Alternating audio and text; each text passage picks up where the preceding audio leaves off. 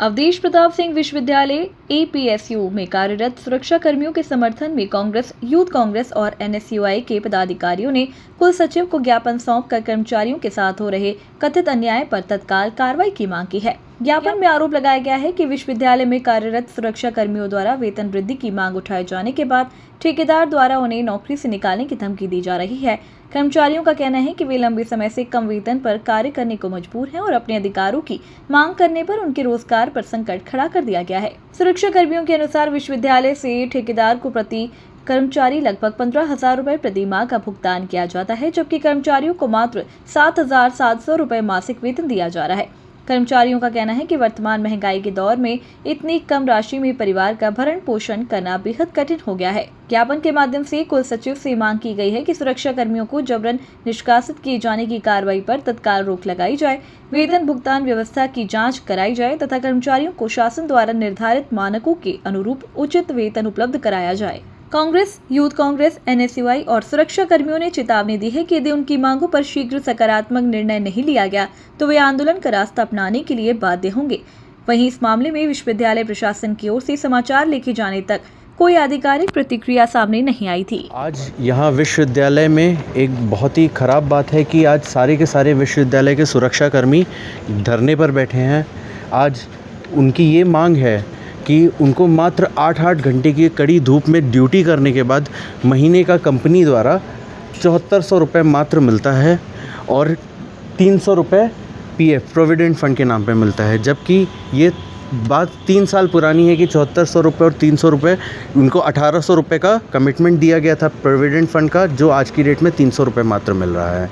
इनके द्वारा जारी की गई जानकारी के मुताबिक विश्वविद्यालय से ये ठेकेदार 15,000 से 15,500 रुपये प्रति कर्मचारी के हिसाब से का अमाउंट ले रहे हैं विश्वविद्यालय से और मात्र 7400 रुपये की राशि इन कर्मचारियों को दी जा रही है।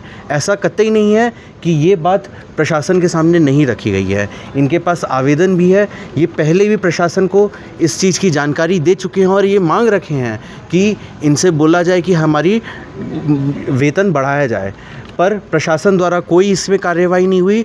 यहाँ तक कि ये जानकारी होते हुए कि मात्र कर्मचारी जो काम कर रहा है उसे 7400 रुपये ही मिल रहा है। इनका पहले 11,000 रुपये था, फिर 13,000 रुपये किया गया, फिर 15,000 रुपये किया गया।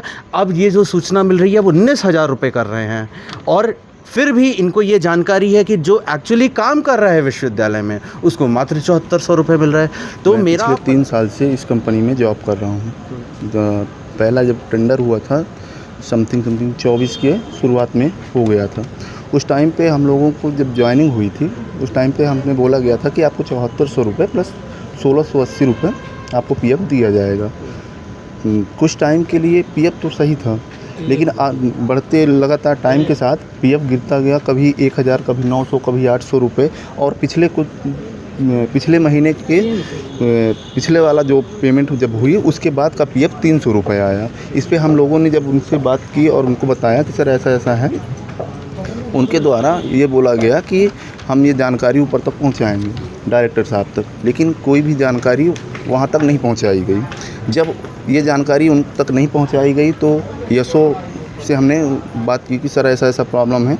उनके द्वारा ये बोला गया कि कंपनी आप लोगों को पेमेंट नहीं बढ़ा सकती है, आप लोगों को करना है तो करिए, नहीं तो निकाल दिए जाएंगे। और जब हमने आगे की कार्रवाई की, हम कलेक्ट्रेट रीवा गए और वहाँ के द्वारा हम लोगों को ये सर ने वहाँ से बोला कि आप श्रम विभाग को हम बोल दे रहे हैं, तो मार्क कर दिया उन्होंने, तो श्रम विभाग को दिया गया। ये हम श्रम विभाग में गए थे और ये हमें पावती मिली है। ये कार्रवाई चल रही है और इस पर कार्रवाई भी नहीं हुई।